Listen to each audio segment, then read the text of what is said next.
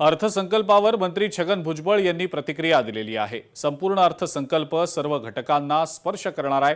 शेतकऱ्यांना 50,000 रुपये प्रोत्साहनपर निधी देण्याचा निर्णय योग्यच आहे।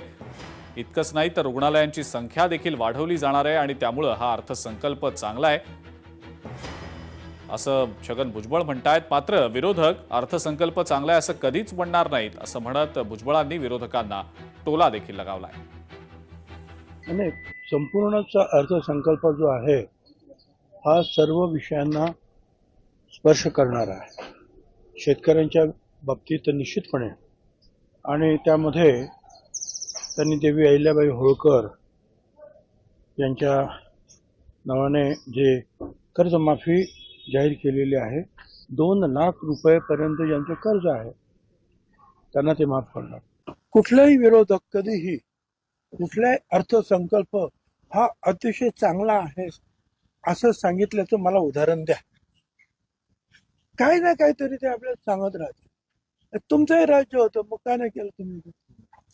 तर असं आहे की शेवटी मी सांगितलेली सगळी कामं सर्वस्पर्शी करायची असतील, रस्त्यापासून आरोग्यापासून ते शिक्षणापर्यंत हे जर सगळं करायचं असेल तर राज्याकडे असलेला जो निधी जो आहे हा वेगवेगळ्या ठिकाणी जो आहे द्यावाच लागेल। उपमुख्यमंत्री सुनेत्रा पवार यांनी राज्याच्या अर्थसंकल्पासंदर्भात प्रतिक्रिया दिलेली आहे। या अर्थसंकल्पात महिला सक्षमीकरणाला विशेष प्राधान्य दिलं गेलं असून लाडकी बहीण योजनेमध्ये भरीव तरतूद करण्यात आलेली आहे। अंगणवाडी सेविकांना सुद्धा विशेष प्रशिक्षण देण्याची तरतूद यात करण्यात आल्याचं सुनेत्रा पवार यांनी म्हटलंय। आपल्याला माहिती आहे की कालच महाराष्ट्राचा अर्थसंकल्प सादर झाला आणि या अर्थसंकल्पामध्ये महिलांच्या सक्षमीकरणाला विशेष प्राधान्य देण्यात आलेलं आहे। मुख्यमंत्री माझी लाडकी बहीण योजना यामध्ये भरीव तरतूद करण्यात आलेली आहे आणि या योजनेचा जास्तीत जास्त प्रभावीपणे लाभ होण्यासाठी आणि पोहोचवण्यासाठी अंगणवाडी सेविकांना सुद्धा आर्थिक नियोजनाचं त्यांना विशेष प्रशिक्षण देण्यात येणार आहे। अर्थसंकल्पात महाराष्ट्राला भरभरून मिळालंय अशी प्रतिक्रिया मुख्यमंत्री देवेंद्र फडणवीस यांनी दिलेली आहे। विदर्भासाठी वैनगंगा हा सर्वात मोठा गेम चेंजर प्रकल्प असून इतिहासातील सर्वात मोठा नदीजोड प्रकल्प असेल आणि त्यामुळे विदर्भाचं चित्र पूर्णपणे बदलेल असं मुख्यमंत्री म्हणतात। कालच्या बजेटमध्ये महाराष्ट्रालाच भरभरून मिळालेला आहे आणि मग महाराष्ट्राला जेव्हा भरभरून मिळेल तेव्हा विदर्भ कसा मागे राहील?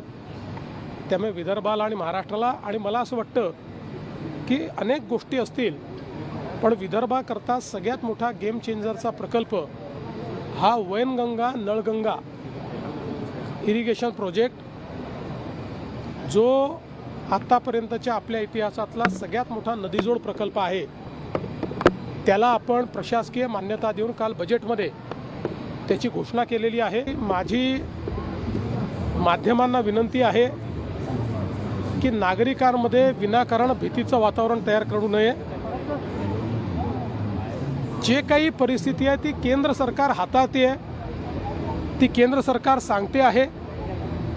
विनाकारण वेगवेगळ्या बातम्या दाखवून हे घडणार ते घडणार ते घडणार असं सांगून नागरिकांच्या मनामध्ये भीती आणि संभ्रम तयार करणं हे देशाच्या आणि समाजाच्या हितात नाही आणि काल हेच केंद्र सरकारने देखील स्पष्टपणे सांगितलेलं आहे।